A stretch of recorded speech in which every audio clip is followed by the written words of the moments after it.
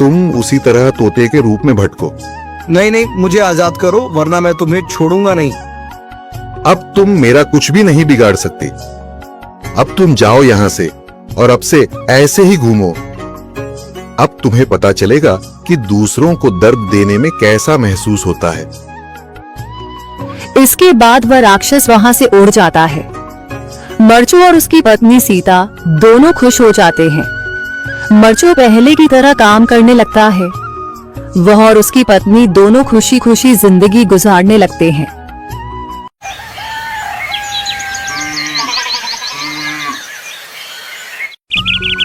मरचू जंगल से लकड़ियां काटकर बाजार में बेचने गया, लेकिन उसे लकड़ियों के अच्छे दाम नहीं मिले। इस पर मरचू ने कहा, अरे भैया, इतने कम पैसे? इन पैसों में तो 2 वक्त का खाना भी नहीं मिलेगा।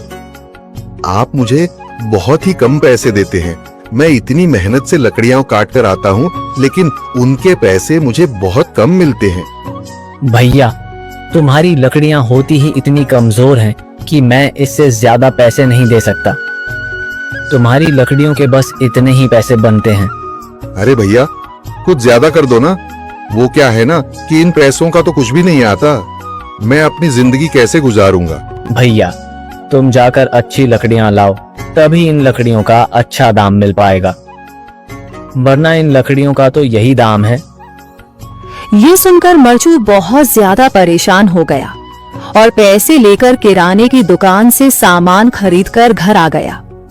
घर पहुंचते ही मरचू की पत्नी सीता ने कहा, जी, सामान ले आए आप? हाँ जी, सामान ले आया हूँ। सीता के चेहरे पर खुशी छा जाती है, लेकिन जब उसने सामान देखा, इसमें तो बहुत थोड़ा सामान है। हाँ सीता, मुझे पता है कि यह सामान बहुत थोड़ा है, लेकिन मैं क्या करूं? मेरे पास जितने पैसे थे, मैं उतने का ही सामान लेकर आ गया हूँ। इस तरह हमारा गुजारा कैसे हो पाएगा जी? आपको तो पता ही है कि हम कितनी मुश्किलों से गुजारा करते हैं। हाँ हाँ, मुझे पता है, लेकिन मैं कर भी क्या सकता हूँ? मेरे पास इतने पैसे ही नहीं कि हम एक अच्छी जिंदगी गुजार सकें। इतनी मेहनत कर रहा हूँ, लेकिन फिर भी मेहनत का फल नहीं मिल रहा। इतनी मेहनत से अच्छी लकड़ी काट कर आता हूँ, लेकिन मुनासिब दाम नहीं मिलता। मैं तो बहुत परेशान हूँ। क्या करूँ? कहाँ जाऊँ? अरे जी, आप परेशान न हो, आप कोई और काम देख लें। मैंने कई बार काम तलाशने की कोशिश की, पर किसी ने भी मुझे काम नहीं दिया। ये सुनकर सीता भी काफी ज्यादा परेशान हो गई। मरचू से सीता की परेशानी नहीं देखी गई। उसने अपनी पत्नी सीता से कहा, मैं फिर से जंगल की ओर जा रहा हूँ। अरे जी, अभी मत जाइए ना, वैसे भी शाम हो रही है। आप कल चले जाइएगा, अभी मत जाइए। ठीक है, अगर तुम रोक रही हो तो मैं नहीं जाता। मैं कल चला जाऊंगा। इसके बाद मरचू गांव में चला गया। तभी उसे एक आदमी मिला और उसने कहा, कहाँ जा रहे हो भैया? और सुनाओ, क्या हाल चाल है? जिंदगी कैसे गुजर रही है? अरे भैया, तुम्हें तो पता है कि लकड़ियां काटकर कैसे गुजारा होता है। हाँ भैया, तुम सही कह रहे हो।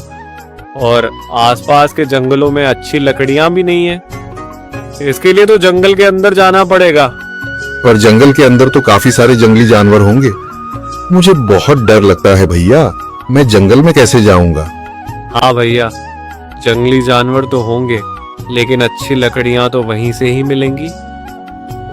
ये सुनकर मरचू बहुत ज्यादा परेशान हो गया, लेकिन वह आदमी बिल्कुल ठीक कह रहा था।